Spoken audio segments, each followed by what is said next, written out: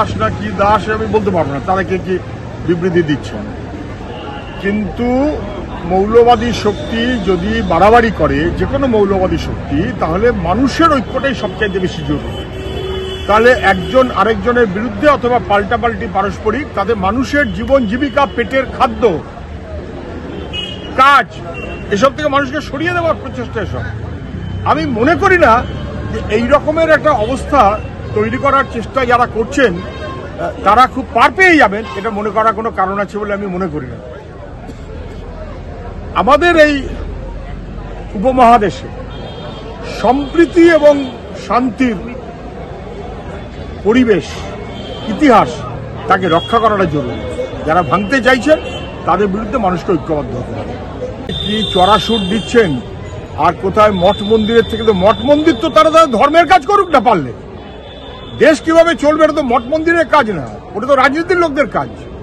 কোনো এক কার্তিক মহারাজ কি বলে দেবেন সেই অনুযায়ী দেশকে চলতে হবে, এটা শুভেন্দু অধিকারী পছন্দ করতে পারে, এটা দেশের মানুষ পছন্দ করবে না।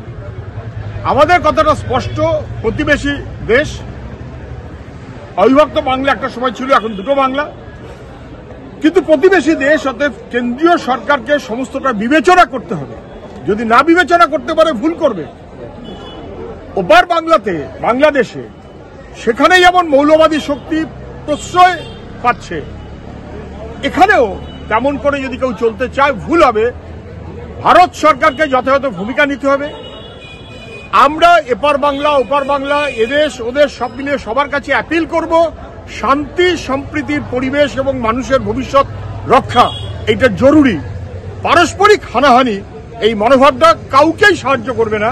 এটা হিন্দু হোক মুসলমান হোক, সাধারণ মানুষের মনোভাব নয়। কে কি চাইছেন আমি জানি না, তবে এই কার্তিক মহারাজ না মঠ মন্দির, তার কথায় দেশ চলবে না, তেমন করে মসজিদের ফতোয়া দিয়েও দেশ চলবে না।